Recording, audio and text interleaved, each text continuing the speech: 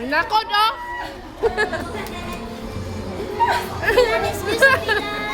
Na, mag-grade 3 na eh.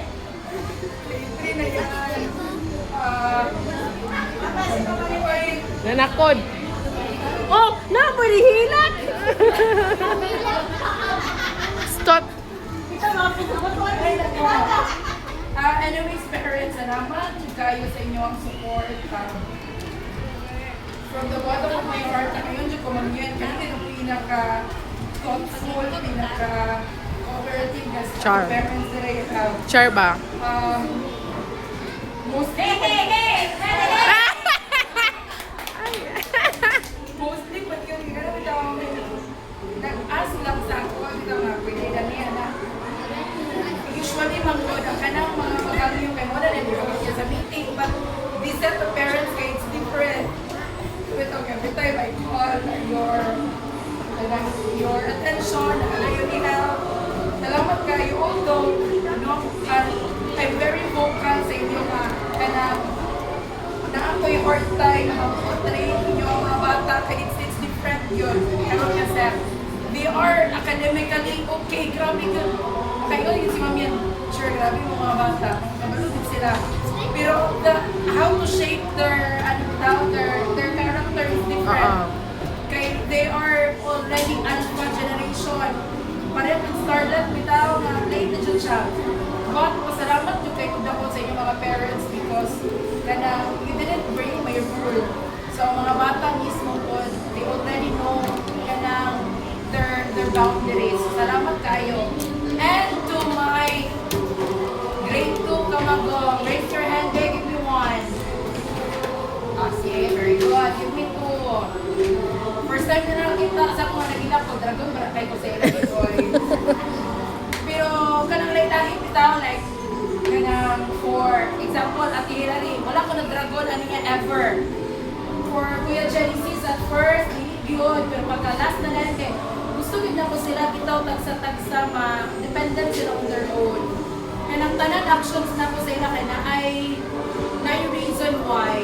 So, karon dayon kay ako na siyang isinisugan si Genesis, but now, happy ko kay mutuo na siya. So, kanang itong my gratitude sa mga parents kay inyo ang inyo lang ginasulod ang ako So, akong inaon ko is that after grade 2 sa grade 3, makita na ko silang shine sila bright.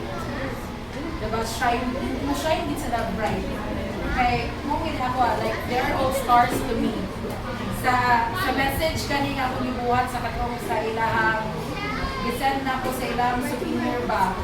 Dear superstars. Superstars, magiging sila tanan sa ako. Pero light, magiging sila. Kanang same silang brightness ba.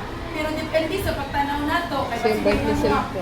Sure, ako anak, wala man siya sure. So, dito ba siya nga naka-bright? No. Para sa ako, they all shine the same. Right?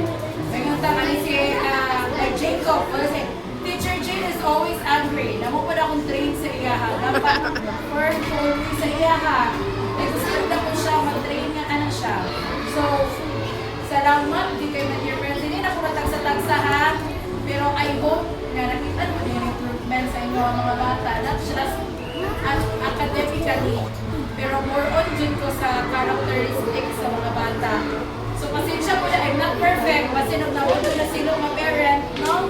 Kasi I'm sorry, sa teacher, mag-train sa mga bata, no? So, in behalf of that, I'm sorry, pero tanan yun is, I have reasons sa ilahat at sa tagsa. Lately, dayon kay hindi na ko mag-ingat ito ka na mag-move on ko ba ng parents na ito na ako ito ng attention. Ang gilista nga Kaya na. nga ako ang ingon ko sa ilahat is Ang that gilista nga na in grade 3, they will be on their own.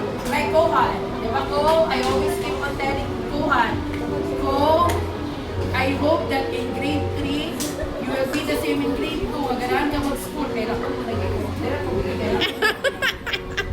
Ang music. Ang music. Ay, parang nagdag. Nagani ko ba yung hula? Kagaya ni Oro March, ang dato? No?